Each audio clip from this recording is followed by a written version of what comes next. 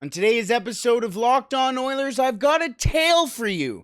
The tale of how the Edmonton Oilers turned Ales Hemsky into Cam Talbot. We'll talk about that and much more on today's episode of Locked On Oilers. You're Locked On Oilers, your daily podcast on the Edmonton Oilers. Part of the Locked On Podcast Network, your team every day. Hello and welcome back to Locked On Oilers podcast. I'm your host and former Oilers game day producer Brett Holden. As mentioned on today's episode, we're talking about the Ales Hemsky trade, which turned into something pretty amazing for the Edmonton Oilers, despite the fact the Oilers were trading a fan favorite in Ales Hemsky. We will get into the trade, plus it is a goalie episode, despite the fact that I just mentioned Ales Hemsky. So we're going to get into Mike Smith's season review, season report card, as well later in today's episode, but that will be after the trade of trades for the Edmonton Oilers almost. Thank you so much for making Locked On Oilers your first listen every day. We are free and available wherever you find your podcast. And we're also on YouTube as well. If you're on YouTube, you know that it's a goalie episode because we have a Jack Campbell jersey over here. We have a Matthew Guénon jersey over here. And we have Ilya Bryzgalov, as always, in the wall. But anyways, we're not going to start with a goalie. We're going to start with probably a lot of this past generation's favorite Oiler really growing up, and that was Ales Hemsky. Because really, since 2006, the Edmonton Oilers didn't really have a lot of really fun players to really cheer for other than Ales Hemsky. And when he got traded on March 5th, 2014, a lot of young Edmonton Oilers fans were crushed. The trade was Ales Hemsky was on his way to the nation's capital in Ottawa for a 2014 fifth round pick and a 2015 third round pick. Pretty mundane, kind of what you expect in a trade. But what came out of these deals is what's most interesting. I'm going to start with the 2014 fifth round pick and what that turned into for the Edmonton Oilers. The Edmonton Oilers made that selection in 2014, which was a fifth round pick, the 130th overall, and they picked a guy named Liam Coughlin. He hasn't made it to the NHL yet, so I'm not sure how to say his name, so excuse me. But he did end up going to the University of Vermont. He did play in the BCHL for the Vernon Vipers, if you remember some of the talent that used to come out of the Vernon Vipers in the early 2010s and late 2000s. Then went to, as I mentioned, the University of Vermont. After being drafted by the Oilers, he did then go, made his way into the AHL, but not in the Edmonton Oilers organization. He went into the NHL, or the AHL, as a part of the Chicago Blackhawks organization. Now, why did he go into the organization? The Chicago Blackhawks organization? Well, because he got traded for another goaltender. So he never, ever really suited up for the Edmonton Oilers organization, did Liam Coughlin. But he did get somebody who did. And that was Anders Nilsson. Anybody remember Anders Nilsson? A pretty solid time with the Edmonton Oilers for Anders Nilsson. In fact, if you go to his Wikipedia page, the thing that specifically is mentioned about his time with the Edmonton Oilers was that he did split time in the crease with Cam Talbot for the Edmonton Oilers at the time. But in that preseason and spring training, he never allowed a goal in all of preseason. I remember Anders Nilsson coming through and a lot of people going, oh, this guy's sick. Like, he hasn't allowed a goal yet. This guy is awesome. I liked Anders Nilsson. I always thought he was a cool guy, big body, big build. I thought him and Cam Talbot were going to be basically the 1A, 1B that Mikko Koskinen and Mike Smith kind of came out to be. But obviously that didn't happen because the Edmonton Oilers then went on to trade Anders Nilsson later that year to the St. Louis Blues for Nicholas Lundstrom. Do you remember that name? No, that's fair enough. He is now playing over in Sweden in the AIK in the Ales Hemsky, which last year he had a pretty decent season. 1.58 goals against average, over there, and then also a .946 save percentage. So I wonder if the Edmonton Oilers still have this guy's rights. I wonder if they can try and pull him away.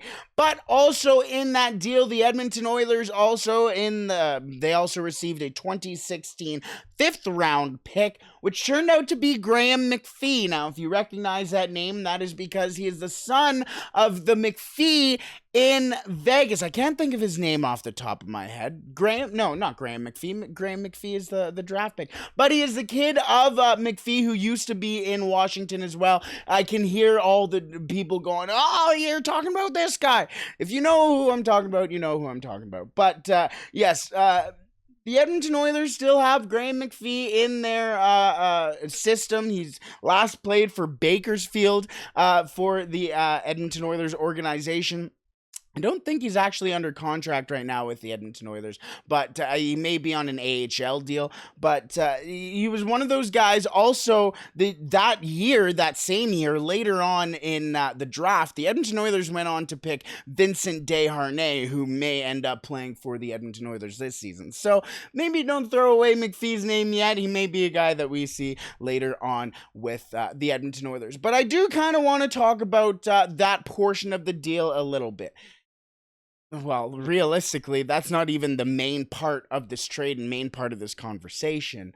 But what's interesting is just how much really going through a trade tree is seeing what each draft pick really turns into. Now, again, that 2014 fifth round pick from the Ottawa Senators was a 130th overall pick, and that turned into a guy who hasn't really had any success in the NHL yet, in Liam Coughlin. He is currently in the ECHL this past season. We'll see if he can make a bump up to AHL. But then you kind of see how other teams kind of evaluate guys. Then I'm sure Chicago was looking at a guy like Liam Coughlin in the draft, and then they managed to get him for what they saw as a surplus or something that they were willing to give up in Anders Nilsson. I want to know what you guys think of Anders Nilsson. I was a big Anders Nilsson guy.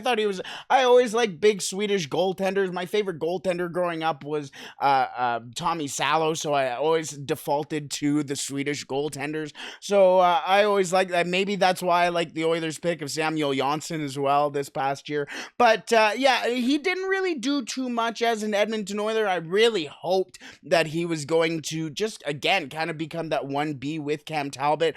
Obviously, Cam Talbot was a massive piece for the Edmonton Oilers, and it was curious and fun to see how the Edmonton Oilers got Cam Talbot. Because the Edmonton Oilers got Cam Talbot from the New York Rangers in the 2015 NHL draft in a trade that included a third-round pick. But how did they get that third-round pick? Well, they got that third-round pick in Ales Hemsky. Yes, that is right. The Edmonton Oilers acquired Cam Talbot, basically, from the Ales Hemsky trade. I will tell you a little bit more about that trade, or that portion of the trade, in just a second. But first, I want to tell you about our partners over at BetOnline. BetOnline.net is the fastest and easiest way to check in on all your betting needs. Find all your favorite sports and events at the #1 online source for odds, lines, and games. Find reviews and news of every league, including Major League Baseball, NFL, NBA, NHL, combat sports, esports, and even golf. And I have a feeling that a lot of the Major League Baseball's odds and lines and basically anything on BetOnline for Major League Baseball is going to be adjusted just a little bit after that Juan Soto trade to the San Diego Padres. I say that in disdain because, as I don't know if I've mentioned yet, but I am a Dodgers fan. So that does kind of pain me because I wanted him to be a Dodger. But we're talking about the Oilers and BetOnline. BetOnline continues to be the top online resource for all your sports wagering information, from live in-game betting, scores, and podcasts. They have you covered. Head to BetOnline today or use your mobile device to learn more about the trends and action. BetOnline, where the game starts. Now, what's interesting is that Cam Talbot is now an Ottawa Senator. Well, Cam Talbot became an Edmonton Oiler because of a trade that the Ottawa Senators made with the Edmonton Oilers. So, the second part of that deal for Ales Hemsky was a third-round pick in the 2015 NHL draft. The Edmonton Oilers didn't use that pick. The Edmonton Oilers they didn't use the pick in the draft. They used it in a trade. They packaged that deal along with a second rounder in the 2015 draft and a seventh rounder in the 2015 NHL draft to the New York Rangers for this brand new goaltender. Not really brand new. He had played about, quick math here, 57 games in the NHL already for the New York Rangers. And his name was Cam Talbot. Cam Talbot came to the Edmonton Oilers in an exchange for 3 draft picks, and he came to Edmonton along with an extra 7th round pick. The Edmonton Oilers turned, somehow, Ales Hemsky into Cam Talbot. Now I ask you, I really do want to know, because the Edmonton Oilers then moved on from Cam Talbot in 2019 in exchange for Anthony Stolarz. Stolarz went on to walk in free agency and thus killing the trade tree of Ales Hemsky. But who had a bigger impact in Edmonton? Cam Talbot or Ales Hemsky?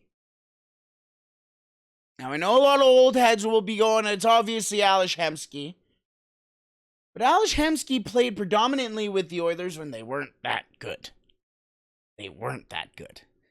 In fact, it was the start of the decade of darkness in which Cam Talbot helped take the Edmonton Oilers organization and get them out of that darkness.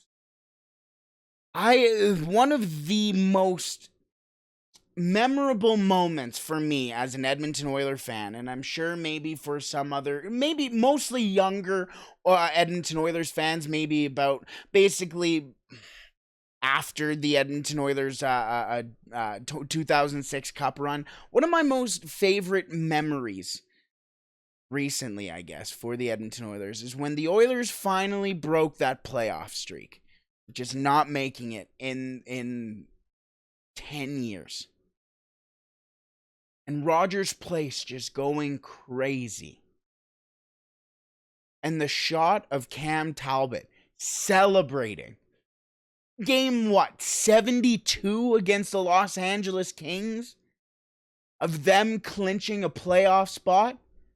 And how excited he was, not only as a goaltender and as a hockey player, but as an Edmonton Oiler. As a member of the Edmonton community, realizing how important that was for the city. For the organization.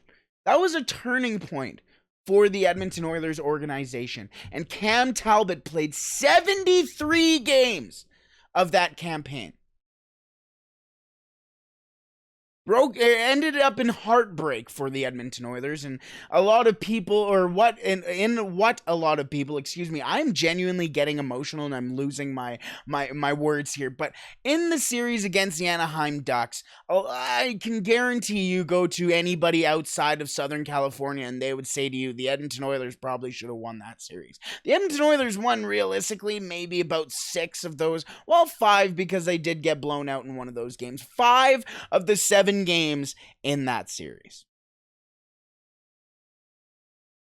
The Edmonton Oilers should have been in the Western Conference Final in 2015.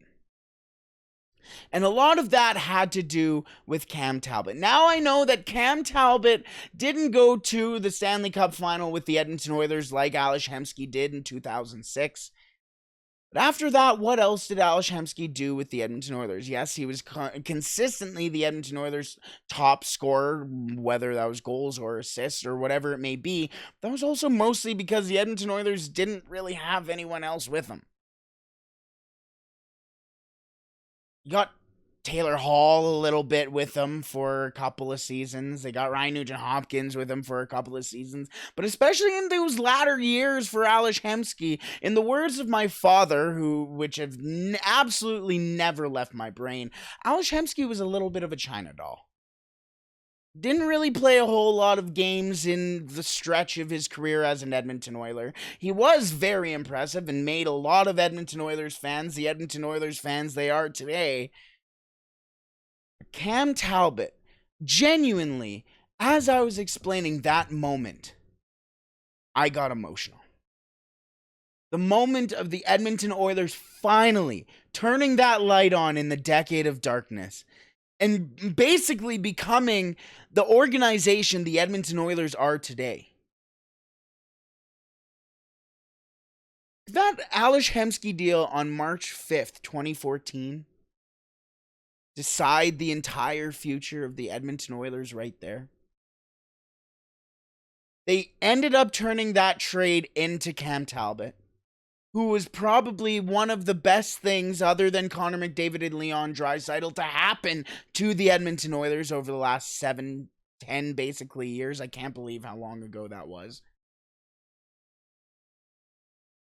Plus, in his career with the Edmonton Oilers, Cam Talbot was just phenomenal. As I mentioned, he started 67 games in that year. I'm looking at his stats now with the Edmonton Oilers. I thought he started 73 for some reason. But in that year that he did start 67, 31 wins for him, 31 losses as well. So the Edmonton Oilers weren't fantastic that year, but they kind of were. 31 wins. Oh no, there we go. In 2016, 2017. What am I doing here? 73 games played for Cam Talbot in that season. There we go. 42 wins for him that year, 22 losses, and a very solid year as well when it comes to save percentage of .919 and 7 shutouts. That was the most consistent goaltending the Edmonton Oilers have had since Dwayne Rollison. Not even Nikolai Habibulin or Devin Dubnyk had this type of consistency. Now, I say that as if those two guys were absolute world beaters in an Oilers uniform. They weren't.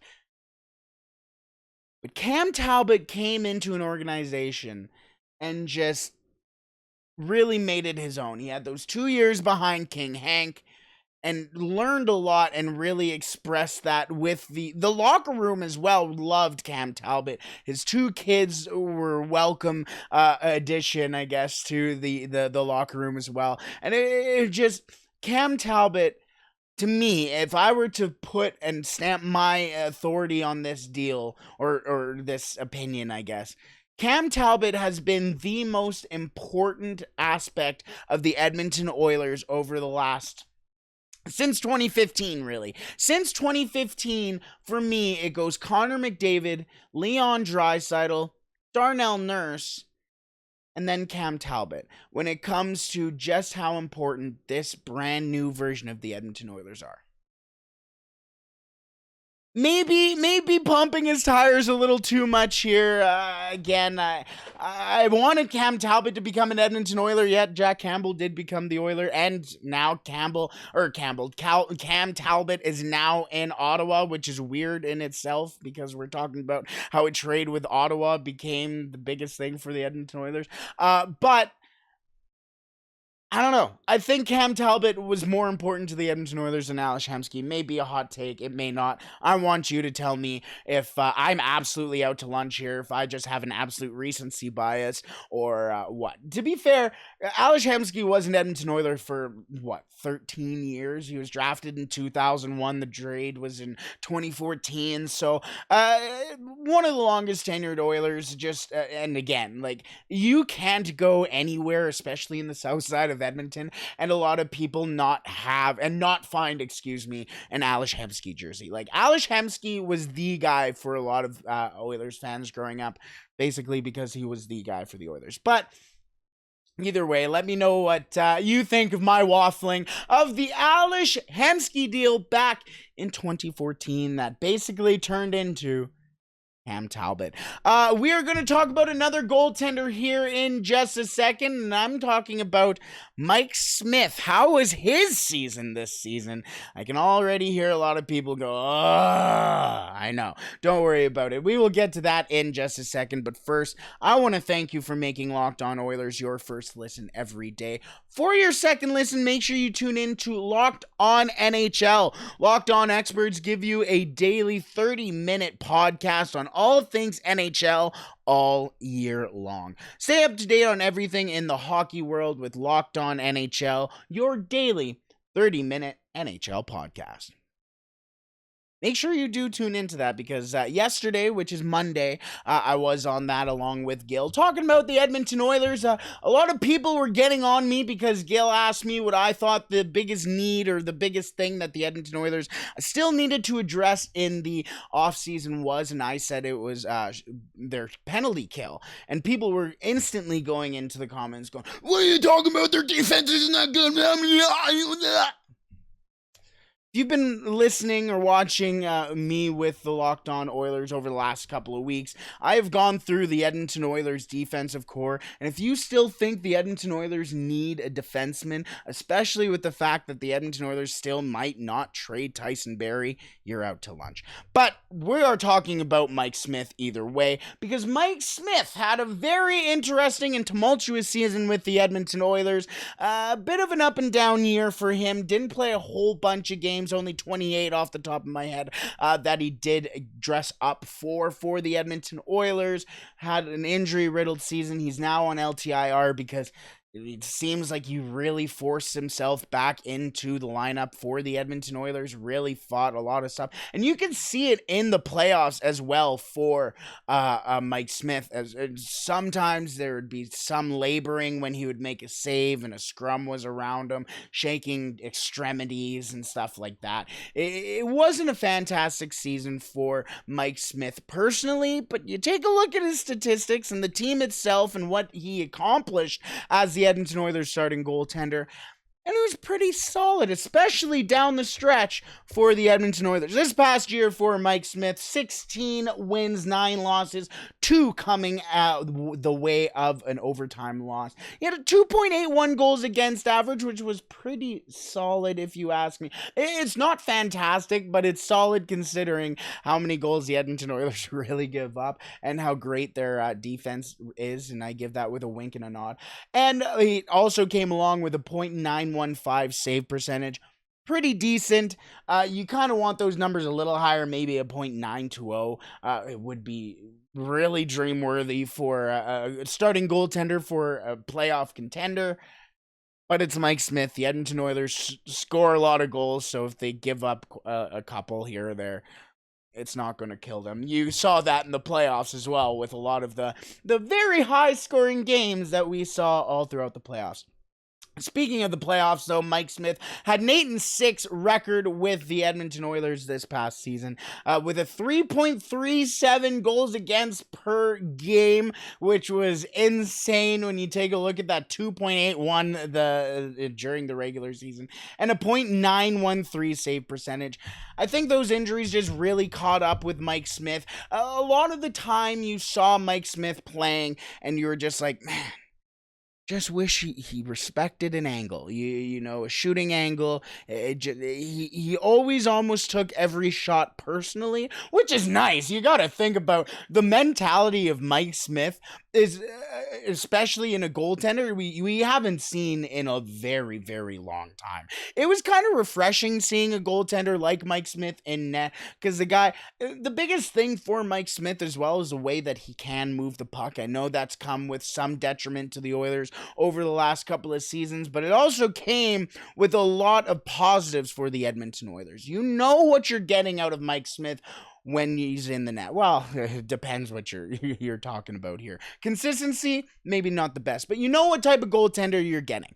You're getting an aggressive goaltender. You're getting a guy who doesn't really like to stay in his crease too much. He's going to move the puck. If he could dance around the center ice like a good old Patrick Waugh, he probably would. But he's a goaltender. But the thing is that he does kind of become a third defenseman for the Edmonton Oilers, which very much helps an outlet type team like the Edmonton Oilers. So many times you hear Jay Woodcroft, Ken Holland say, the Edmonton Oilers want to be a team who plays with speed. And that's what Mike Smith helped the Edmonton Oilers do. Obviously, he's a goaltender, so you don't really want that, or you're not necessarily counting on that. But the fact that you can get a goaltender who can help you with your forecheck is invaluable. It really is invaluable. He became, I mean, if you have a guy that's using a paddle that big to get the puck from behind the goal line all the way to the far blue line to a guy named Connor McDavid, tape to tape, you're winning a hockey game. That's what Mike Smith really brought. If he can stop a couple pucks here and there, the Edmonton Oilers are going to win the game. So for me, Mike Smith, a B, just an even B for his past season. I know a lot of people would have maybe put it a little lower, Again, what Mike Smith brings is very different to a lot of goaltenders. I think you can't really evaluate him like you would a Mikko Koskinen, for example, but who will be our next goaltender that we talk about. But what do you think? How do you think Mike Smith did this season? Is that a fair grade for Mike Smith? I think for a goaltender who brought the Edmonton Oilers to the Western Conference Finals, I think that's more than fair. But either way, you let me know. Just a quick announcement before we move on, or actually call it here today. We will be bumping down to 3 episodes a week. They will normally be on Monday, Wednesday, and Friday. Obviously, today is coming to you on Tuesday, so excuse me for that. This week will be Tuesday, Wednesday, and Friday. I had a little thing on Monday, so I couldn't. Well, plus it's the long weekend. There was the long weekend, so there you go. But yeah, so we will be bumping down to 3 episodes a week for the month of August, Monday, Wednesday, and Friday, so make sure you look out for that. But thank you so much for tuning in to Locked On Oilers and making it your first listen every day. I really appreciate you. Now enjoy the little bit of sun that we will get every once in a while today on this wonderful Tuesday. I hope you stay safe and don't do anything I wouldn't do.